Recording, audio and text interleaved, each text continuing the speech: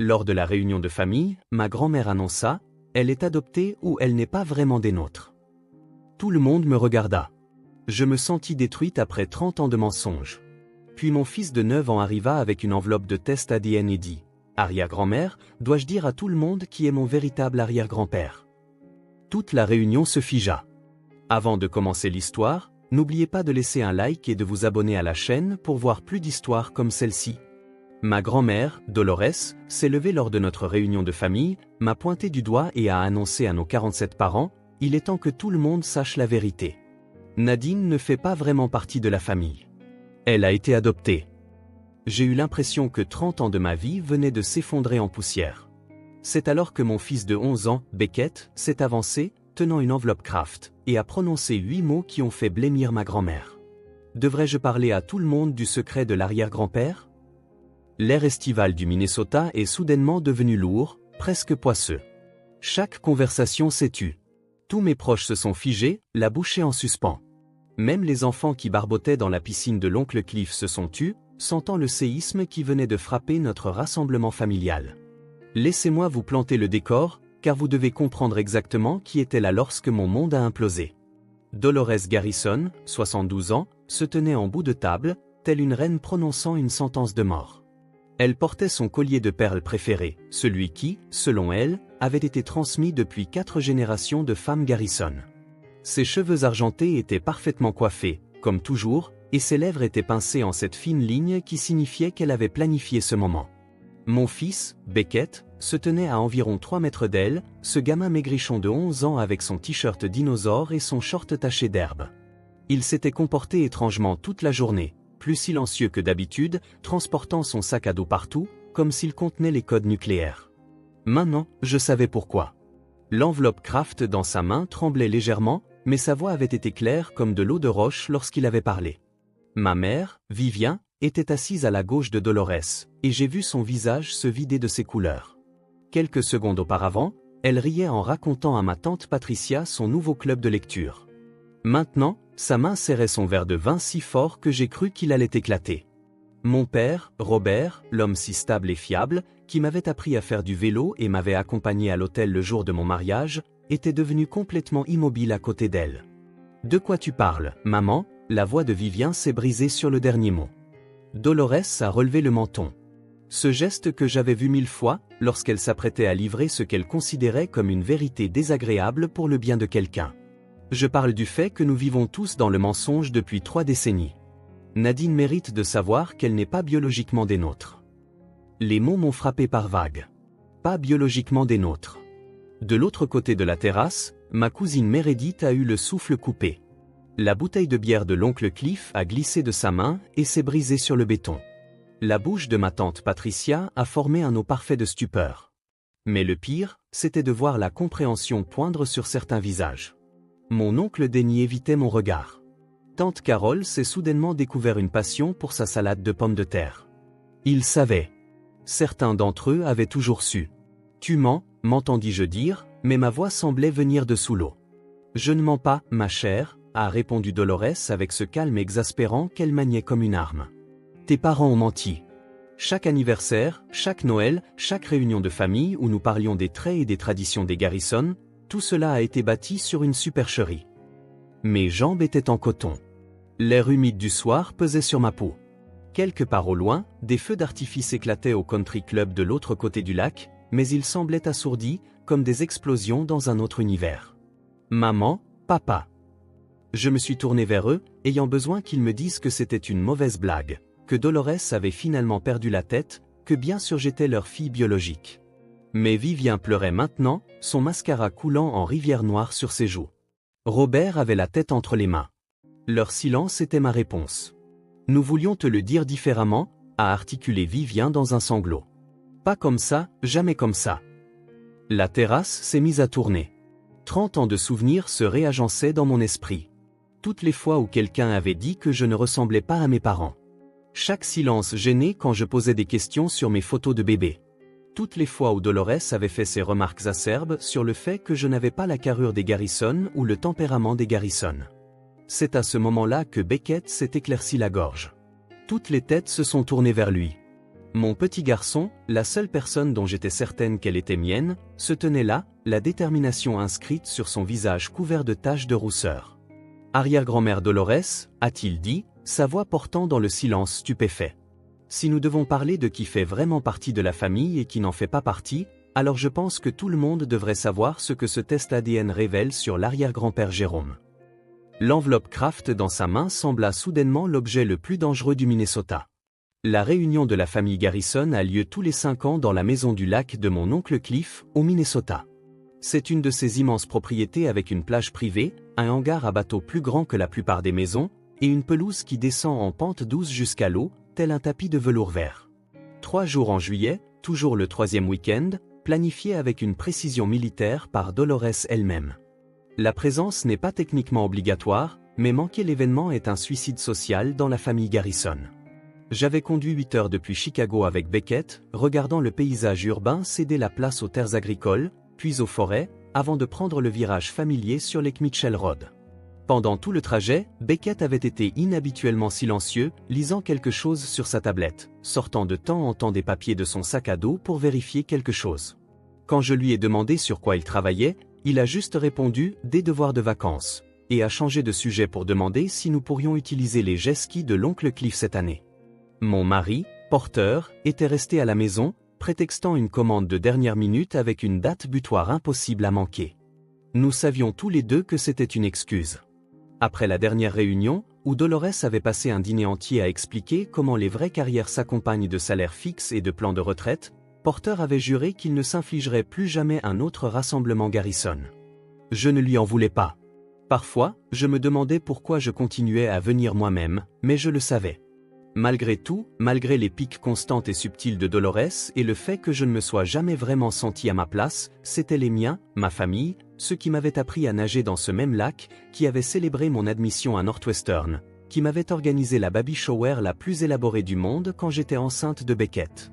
Le truc avec la famille Garrison, c'est que nous faisons partie de la vieille fortune du Minnesota.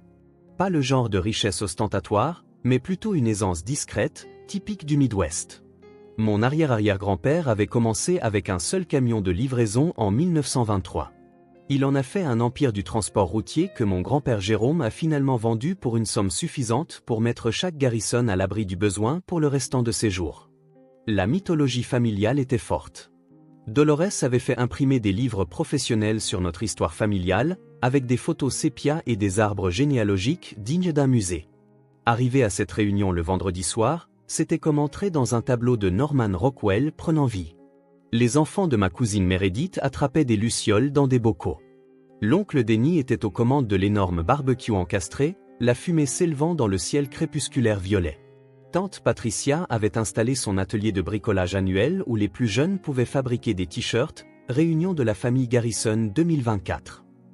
Les longues tables étaient couvertes de nappes à carreaux rouges et blancs, chargées des mêmes plats que tout le monde apportait à chaque fois. La salade de pommes de terre de Meredith, les carrés à 7 étages de tante Carole, la fameuse poitrine de bœuf fumée de l'oncle Cliff. Nadine. Ma mère Vivien avait pratiquement couru à travers la pelouse pour me serrer dans ses bras. Ses cheveux blonds étaient parfaitement coiffés malgré l'humidité. Elle faisait plus jeune que ses 55 ans, grâce à de bons gènes et à un botox encore meilleur. Comment s'est passé le trajet?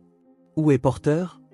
Il travaille, dis-je en lui rendant son étreinte et en humant son parfum familier, White Shoulder. Une grosse commande pour la maison d'un dirigeant de la tech.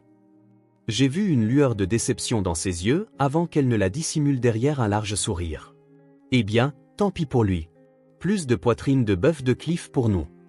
Mon père, Robert, s'est approché, une bière à la main, et m'a embrassé le front. Voilà ma fille.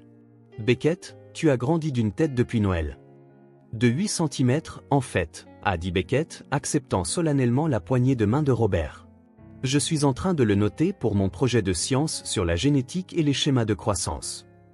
Petit malin, a dit Robert en ébouriffant les cheveux de Beckett. Il tient ça de sa mère. L'ironie de cette déclaration me frapperait plus tard comme un train de marchandises. Dolores tenait sa cour près de la table des desserts, entourée d'un groupe changeant de parents, recevant leur dose de sagesse matriarcale. Elle portait un pantalon en lin blanc et un blazer marine à boutons dorés, sa tenue de réunion estivale signature. Quand elle m'a vu, elle m'a fait signe d'approcher d'une main parfaitement manucurée. Nadine, ma chérie, tu as pu venir, a-t-elle dit en me faisant une bise aérienne. Ses yeux ont fait ce balayage rapide qu'il faisait toujours, évaluant ma robe d'été de chez Target, mon mascara de supermarché, mon alliance qui était jolie, mais pas au niveau des Garrison. Et Beckett, mon Dieu comme tu as grandi. Tu commences à ressembler à un vrai homme Garrison. Merci, arrière-grand-mère, a dit poliment Beckett, bien que j'ai remarqué qu'il gardait fermement son sac à dos sur ses épaules quand elle a tenté de le prendre. Tu peux le poser à l'intérieur, mon chéri, a-t-elle dit. Tu n'auras pas besoin de tes devoirs à une fête de famille. Peut-être que si, a-t-il répondu. Je travaille sur quelque chose d'important. Dolores a haussé un sourcil, mais avant qu'elle ne puisse répondre, l'oncle Cliff a appelé tout le monde à table pour le dîner. Le soleil se couchait sur le lac Mitchell, peignant le ciel de nuances de rose et d'or. C'était parfait. Trop parfait, peut-être, comme le calme avant un ouragan de catégorie 5. J'ai quelque chose d'important à dire, annonça Dolores, sa voix portant sur la terrasse avec l'autorité de quelqu'un qui n'a jamais été ignoré de sa vie. Je porte ce fardeau depuis trop longtemps. Et avec la santé déclinante de Jérôme, je pense qu'il est temps d'être honnête. Mon grand-père, Jérôme, qui somnolait dans son fauteuil roulant près du brasero, parut soudain très alerte. Ses mains agrippaient les accoudoirs, ses jointures blanchies sur le cuir. Il avait eu un AVC l'hiver dernier, et bien qu'il puisse encore parler, il choisissait souvent de ne pas le faire. Maintenant, je comprenais pourquoi ce soir pourrait être une de ces nuits silencieuses. Le visage de ma mère Vivien est devenu pâle. Maman, ce n'est peut-être pas le moment. 30 ans de mensonges, ça suffit, Vivien. Les yeux de Dolores se sont verrouillés sur les miens avec une précision laser. Nadine, ma chérie, tu mérites de connaître la vérité. Tu as été adoptée. Ta mère biologique était une adolescente qui ne pouvait pas te garder. Vivien et Robert t'ont recueilli quand tu avais 3 jours. Les mots m'ont frappé comme des coups portés en pleine poitrine.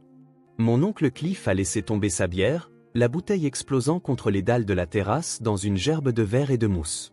Ma cousine Meredith a eu un hoquet de surprise si fort que sa plus jeune fille s'est mise à pleurer. Les 47 membres de la famille Garrison se sont tournés pour me fixer. Leur visage un mélange de choc, de pitié, et dans certains cas, de reconnaissance. Quoi ? Ma voix n'était qu'un murmure. Les bruits de la soirée d'été semblaient s'amplifier autour de moi. Le chant des grillons, le clapotis du lac contre la rive. Mon propre cœur battant dans mes oreilles comme un tambour. J'ai regardé ma mère, la femme qui m'avait appris à lasser mes chaussures, qui m'avait tenu les cheveux quand j'avais des nausées matinales avec Beckett, qui avait pleuré à ma remise de diplôme. C'est vrai ? Vivien pleurait maintenant. De vraies larmes. Pas les larmes délicates qu'elle versait au mariage, mais des sanglots qui secouaient tout son corps. Nadine, nous voulions te le dire, mais rien. Je me suis levé si vite que ma chaise a raclé les dalles avec un bruit de craie crissant sur un tableau noir. 30 ans. 30 ans de mensonges. Chaque anniversaire où vous parliez de mon accouchement difficile. Chaque fois que vous me montriez des photos de bébé. Chaque fête des mères où je vous remerciais de m'avoir donné la vie. Nous sommes ta famille, a dit mon père, Robert, trouvant enfin sa voix depuis le coin où il se tenait, figé comme une statue. Le sang ne change rien à ça. Tu es notre fille de toutes les manières qui comptent. N'est-ce pas que ça compte ? A interrompu Dolores, sa voix portant ce ton moralisateur que j'avais toujours détesté, mais que je comprenais maintenant.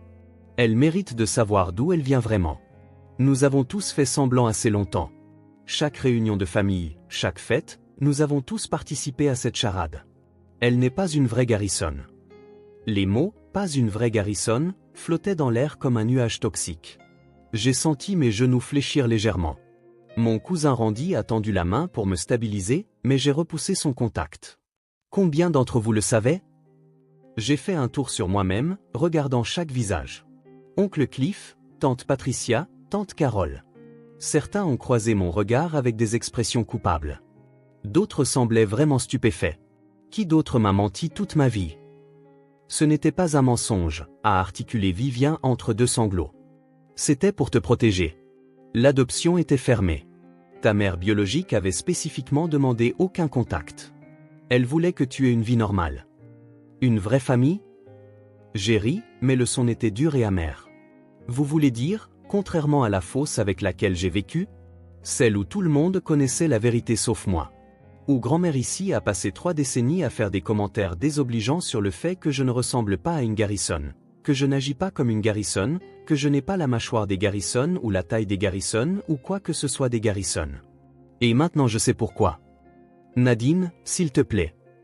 Robert s'est avancé, les mains tendues. Laisse-nous t'expliquer. Expliquer quoi? Comment vous m'avez regardé dans les yeux chaque jour en me mentant? Comment vous m'avez laissé faire ce test ADN généalogique l'année dernière et avez fait semblant d'être surpris quand il a montré une ascendance irlandaise au lieu de l'allemande que vous prétendiez? Comment vous m'avez regardé lutter avec ce sentiment d'être une étrangère et n'avez jamais pensé à me dire pourquoi?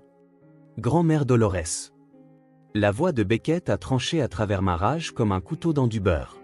Tout le monde s'est tourné pour regarder mon fils de 11 ans, debout dans son t-shirt dinosaure, tenant cette enveloppe Kraft comme une arme chargée. Si nous parlons de qui est vraiment de la famille, devrais-je partager ce que j'ai trouvé?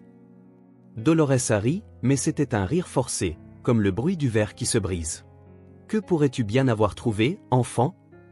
Eh bien, a dit Beckett, s'approchant du centre de la terrasse avec plus d'assurance que la plupart des adultes ne pourraient en rassembler. J'ai fait un test ADN pour mon projet de science sur la génétique. Maman a dit que je pouvais utiliser son ADN et le comparer au mien. Mais ensuite, je suis devenu curieux et j'ai utilisé cette tasse de café que l'arrière-grand-père Jérôme a laissée chez nous le mois dernier. Toute la réunion est devenue silencieuse. Même les enfants dans la piscine ont arrêté de barboter. Les lucioles semblaient s'être arrêtées en plein vol. Jérôme a essayé de reculer son fauteuil, mais sa main gauche affaiblie n'a pas réussi à gérer la commande assez rapidement. Mon grand-père Jérôme, qui était resté silencieux dans son fauteuil roulant, a soudainement essayé de reculer, sa main valide tâtonnant avec la commande. Ce garçon ne sait pas de quoi il parle. Les enfants et leurs projets scolaires, toujours à inventer des histoires. En fait, je sais très bien de quoi je parle, a dit Beckett, sa voix stable d'une manière qui me rappelait qu'il était mon fils, élevé pour défendre la vérité, même quand ses genoux tremblaient. Mon professeur de sciences, Monsieur Henshaw, m'a aidé à comprendre les résultats. Nous avons passé 3 semaines à étudier les marqueurs ADN, l'héritage génétique et les arbres généalogiques. Maman, tu voudras peut-être voir ça d'abord. Il s'est approché de moi, ses baskets grinçant légèrement sur les dalles de la terrasse, encore humide de la bière renversée de Cliff. L'enveloppe semblait lourde dans mes mains, comme si elle contenait des pierres au lieu de papier. Mes doigts tremblaient en l'ouvrant, consciente que 47 paires d'yeux suivaient chacun de mes mouvements. « Qu'est-ce que ça dit » a exigé Dolores, sa voix autoritaire montrant la première fissure d'incertitude que j'ai jamais entendue. J'ai lu les résultats une fois, puis 2, puis une 3e fois parce que mon cerveau n'arrivait pas à traiter ce que je voyais.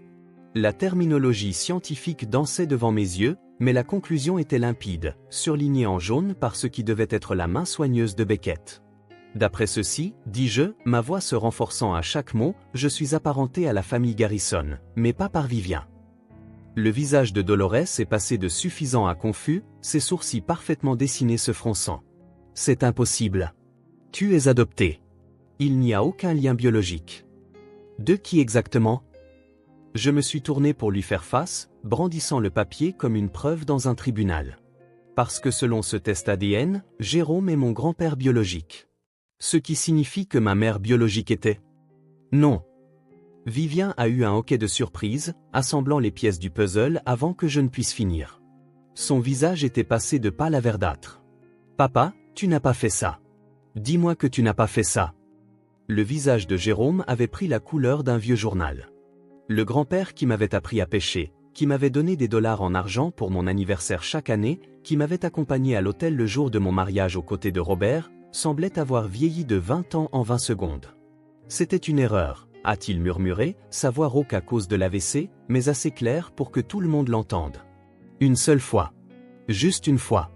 La fille, elle travaillait au bureau pendant un été.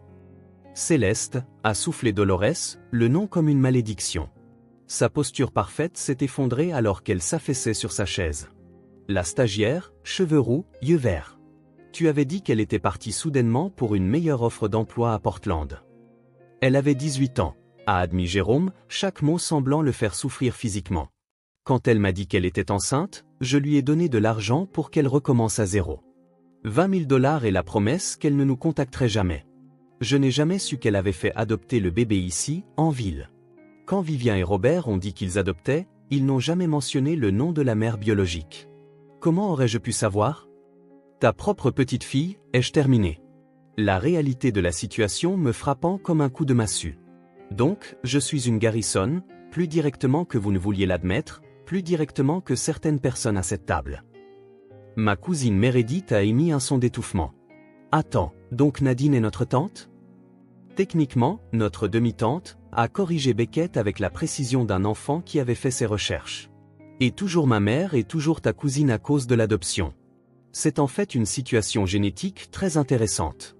Monsieur Henshaw a dit que ça s'appelle une boucle dans l'arbre généalogique. Tu savais, a dit soudainement Dolores, son regard laser se tournant vers Vivien. Tu as toujours su, n'est-ce pas? C'est pour ça que tu as insisté pour l'apprendre. C'est pour ça que tu t'es opposé à moi quand j'ai dit que vous devriez attendre un bébé d'une meilleure agence. Ma mère adoptive, ma demi-sœur, mon Dieu, c'était déroutant, a hoché lentement la tête. Je me doutais que le timing était trop parfait. Une petite fille née exactement au moment où la secrétaire de papa a disparu. Une mère biologique qui nous a spécifiquement demandé, qui a insisté pour que ce soit nous.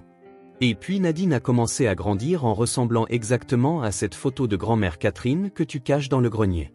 Les cheveux roux, les yeux verts, le même nez. Et tu l'as quand même prise? La voix de Dolores était creuse, vaincue d'une manière que je n'avais jamais entendue. Elle fait partie de la famille, a dit simplement Vivien. Elle était de la famille avant que nous le sachions avec certitude et elle est de la famille maintenant. La seule différence, c'est que maintenant tu peux arrêter de prétendre qu'elle n'a pas sa place ici. Tu as passé 30 ans à punir une enfant innocente pour la trahison de ton mari. Le silence qui a suivi était assourdissant. Même les grillons semblaient s'être tus. Des larmes coulaient sur les joues ridées de Jérôme. Dolores fixait ses mains jointes sur ses genoux, son alliance captant la lumière des guirlandes lumineuses au-dessus. « J'ai besoin de preuves », a finalement dit Dolores. « Ça pourrait être une erreur. Ces tests ADN à domicile ne sont pas toujours fiables. » Beckett a sorti sa tablette de son sac à dos. « Je pensais que vous diriez ça, alors j'ai aussi demandé à Monsieur Henshaw de m'aider à faire des vérifications croisées avec 3 sociétés de tests ADN différentes. J'ai utilisé des échantillons de maman, de l'arrière-grand-père Jérôme et de moi-même. Les résultats étaient cohérents sur les 3. Voulez-vous voir les données? » Dolores s'est enfoncée dans sa chaise comme un ballon dégonflé. Toute combativité l'avait quittée. La femme qui m'avait fait me sentir comme une étrangère toute ma vie était en train de réaliser que j'étais la petite fille biologique de son mari, issue d'une liaison. Ses doigts parfaitement manucurés agrippaient le bord de la table jusqu'à ce que ses jointures blanchissent. « Montre-moi », a-t-elle murmuré à Beckett, qui a immédiatement apporté sa tablette, faisant défiler des écrans de données avec l'assurance d'un enfant qui avait répété ce moment. « Vous voyez ce marqueur ici ?» a pointé Beckett sur l'écran. C'est le motif du chromosome Y de la famille Garrison. Il apparaît chez l'arrière-grand-père, chez maman et chez moi. Et cette partie ici montre que maman partage 25% de son ADN avec l'arrière-grand-père Jérôme, ce qui est exactement ce à quoi on s'attendrait pour une relation grand-parent-petit-enfant. La terrasse était devenue un théâtre. Tout le monde se penchait pour regarder ce garçon de 11 ans démanteler 3 décennies de secrets de famille avec de la science et des captures d'écran. Ma tante Patricia avait la main sur la bouche. L'oncle Denis secouait lentement la tête, marmonnant « Mon Dieu, Jérôme » à voix basse. « Tu savais », a dit soudainement Dolores, sa voix plus forte maintenant, plus en colère. Elle s'est levée et a fait face à Vivien. « Tu savais depuis 30 ans que tu élevais l'enfant illégitime de ton père, et tu ne me l'as jamais dit. » « Qu'est-ce que j'étais censé dire, maman ?» a rétorqué Vivien, trouvant sa force pour peut-être la première fois de ma vie. « Et, maman. Je crois que papa a mis enceinte sa secrétaire adolescente et j'adopte le bébé. Tu l'aurais interdit. Tu nous aurais forcé à la donner à des étrangers, et elle méritait mieux que ça. » Elle méritait la vérité, la voix de Dolores s'est brisée. « Non, » a dit Robert, se plaçant aux côtés de Vivien. Elle méritait des parents qui l'aiment. Elle méritait une famille. Elle méritait des fêtes d'anniversaire et des matins de Noël et quelqu'un pour l'accompagner à l'hôtel. Nous lui avons donné ça. Et je lui ai donné 30 ans de froideur parce que chaque fois que je la regardais, je voyais la trahison de mon mari. Dolores pleurait maintenant, de vraies larmes coulant sur son visage, ruinant son maquillage parfait. Savez-vous ce que ça a été? Suspecter sans jamais savoir. Voir le visage de Céleste à chaque Thanksgiving, regarder Jérôme la couvrir de cadeaux, probablement par culpabilité. Jérôme s'est avancé dans son fauteuil roulant, sa main valide tremblant. « Dolores, je suis désolé. Je suis tellement, Tellement désolé. Désolé, elle s'est retournée vivement contre lui. Tu es désolé? Tu as eu une liaison avec une enfant, Jérôme. Elle avait 18 ans. Elle était majeure, a-t-il dit faiblement. Elle avait l'âge de notre fille, a crié Dolores. Et la douleur brute dans sa voix a fait tressaillir tout le monde. Vivien avait 19 ans cet été-là. Ta fille était à l'université pendant que tu couchais avec une fille de son âge. L'oncle Cliff s'est levé et s'est approché de moi, posant sa main sur mon épaule. Alors, tu es ma demi-sœur et ma nièce. Cette famille est devenue bien plus intéressante. Il a levé sa bière dans un simulacre de toast. À Nadine, qui supporte les vacheries de maman tout en étant plus garçonne que n'importe lequel d'entre nous ne l'aurait cru. Ce n'est pas drôle, Clifford, a sèchement répondu Dolores. Non, ça ne l'est pas, a-t-il convenu. Mais ce n'est pas non plus la faute de Nadine. Elle a payé pour tes problèmes conjugaux toute sa vie, maman. Elle n'a pas choisi de naître. Elle n'a pas choisi qui étaient ses parents. Mais elle a choisi de continuer à venir ici. Réunion après réunion, malgré la façon dont tu la traitais. Un par un, les membres de la famille ont commencé à se lever, se rapprochant de l'endroit où je me tenais. Ma cousine Meredith m'a serré fort dans ses bras. Je me suis toujours demandé pourquoi tu ressemblais à cette vieille photo de l'arrière-grand-mère Catherine. Maintenant, ça a du sens. Nous nous le sommes tous demandé, a admis tante Carole, mais nous pensions que c'était juste un de ces étranges hasards génétiques. Beckett a tiré sur ma main. Maman, ça va? Je ne voulais pas tout compliquer. Je pensais juste que si arrière-grand-mère devait être méchante avec toi parce que tu es adopté, elle devait savoir que l'ADN ne ment pas. Elle n'arrêtait pas de dire que tu n'étais pas de la vraie famille, mais en fait, tu es plus apparenté à elle que certaines des personnes qui sont entrées dans la famille par mariage. Je me suis agenouillé et j'ai serré mon fils fort contre moi, respirant son odeur de petit garçon, un mélange d'herbe, de soleil et de la gelée de raisin du déjeuner. Tu sais quoi? Tu as fait exactement ce qu'il fallait. Parfois, la vérité doit éclater, même si c'est le chaos. Dolores s'est levée en chancelant, faisant bien ses 72 ans. Je dois y aller. J'ai besoin de réfléchir. Elle a commencé à marcher vers la maison, sa démarche habituellement autoritaire réduite à un pas incertain. Puis elle s'est arrêtée et s'est retournée vers moi. Je te dois des excuses. 30 ans d'excuses. J'étais tellement en colère à propos de la liaison de Jérôme. Et quand tu es arrivé avec ses cheveux roux, ses yeux verts, ne ressemblant en rien à Vivien, mais tellement à elle, je savais. Au fond de moi, j'ai toujours su. Mais il était plus facile de prétendre que tu étais une étrangère que d'admettre que tu étais la preuve de la trahison de mon mari. Je suis désolé, Nadine. Je suis sincèrement désolé. Grand-mère, dis-je, et elle tressaillit à ce mot. Je t'appelle toujours grand-mère parce que c'est ce que tu es. On ne choisit pas les erreurs de notre famille, mais on peut choisir ce qu'on fait ensuite. Le reste de la réunion fut plus calme, mais pas désagréable. Jérôme et Dolores sont partis tôt, mais pas avant que Jérôme ne s'approche de moi dans son fauteuil roulant. Sa main valide a cherché la mienne, tremblant alors qu'il la serrait. « Je suis désolé », a-t-il murmuré, la voix étranglée par les larmes. « J'aurais dû être meilleur pour toi, pour Dolores, pour tout le monde. Tu méritais mieux qu'un lâche pour grand-père. Tu étais quand même mon grand-père, lui ai-je dit. Tu m'as appris à pêcher. Tu m'as donné des dollars en argent.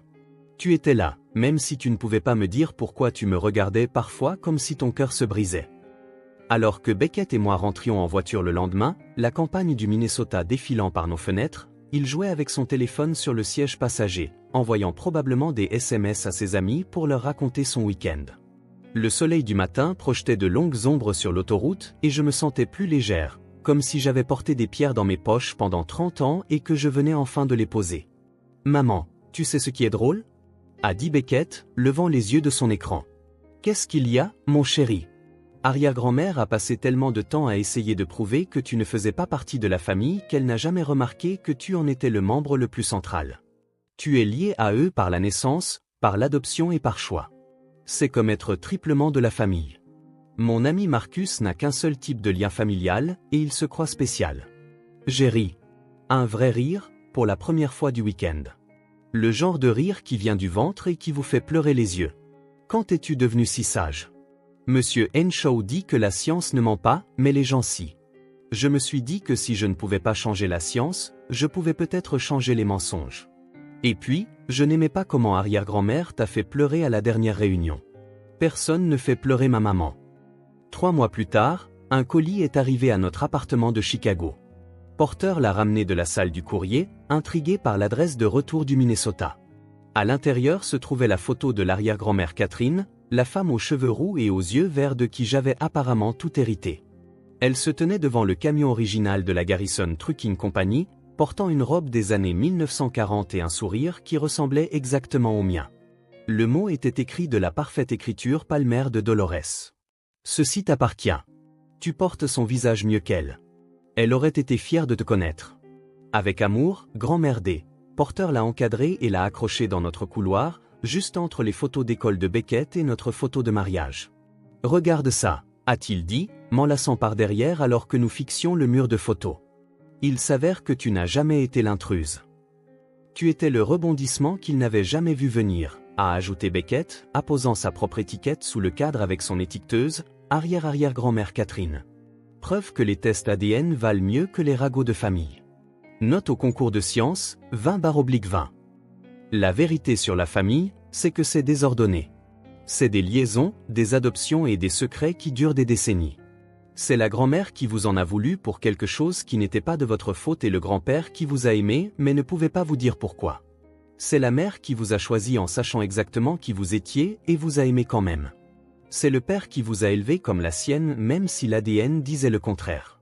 C'est le cousin qui prend votre défense et l'oncle qui fait des blagues déplacées pour détendre l'atmosphère. Parfois, la famille que vous pensiez vous avoir rejetée avait juste peur de la vérité que vous représentiez. Et parfois, il faut un enfant de 11 ans avec un projet de science pour rappeler à tout le monde que la famille, ce n'est pas une question de sang, de papier ou de nom de famille. C'est être présent même quand la vérité devient compliquée, surtout quand elle devient compliquée. La réunion de la famille Garrison a toujours lieu tous les 5 ans. Mais maintenant, quand Dolores raconte l'histoire de la famille, elle inclut tout, les liaisons, les adoptions, les secrets, et le petit garçon qui a apporté la science à une bataille de sentiments, et qui a gagné.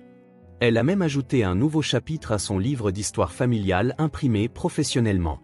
Le chapitre s'intitule « La complexité de la famille », et il commence par une photo de moi et Beckett à cette réunion fatidique, debout ensemble face au coucher du soleil. La preuve que parfois, les meilleures familles sont celles qui embrassent leurs imperfections. La semaine dernière, Dolores a appelé pour me dire qu'elle me laissait le collier de perles de l'arrière-grand-mère Catherine dans son testament. Il devrait revenir à quelqu'un qui porte vraiment ses gènes, a-t-elle dit, puis plus doucement, et à quelqu'un qui m'a appris que le sang peut vous rendre parent, mais que ce sont les choix qui font de vous une famille. Si vous êtes arrivé jusqu'ici dans mon histoire, vous avez probablement vos propres secrets de famille. Peut-être pas aussi dramatiques que les miens, mais chaque famille en a. Les choses dont on ne parle pas, les parents qui ne ressemblent en rien aux autres, les histoires qui ne tiennent pas tout à fait la route. Mon conseil, laissez la vérité éclater. Ça peut faire mal au début, mais les secrets sont comme des infections. Ils ne font qu'empirer plus on les laisse traîner. Et à tous les enfants adoptés qui se sont sentis inférieurs, vous ne l'êtes pas. Vous êtes choisis. Vous êtes voulus. Vous êtes aimés. Et parfois, comme moi, vous pourriez découvrir que vous avez toujours eu votre place, d'une manière que personne n'imaginait. Si cette histoire a résonné en vous, veuillez cliquer sur le bouton « J'aime » et la partager avec quelqu'un qui a besoin de l'entendre. Laissez un commentaire ci-dessous sur les rebondissements de votre propre famille. Et n'oubliez pas de vous abonner à la chaîne pour plus d'histoires vraies sur le magnifique chaos qu'est la famille. D'ici la prochaine fois, souvenez-vous, l'ADN ne fait pas une famille, l'amour si. Mais parfois, quand votre fils de 11 ans expose tout le monde lors d'une réunion de famille, vous obtenez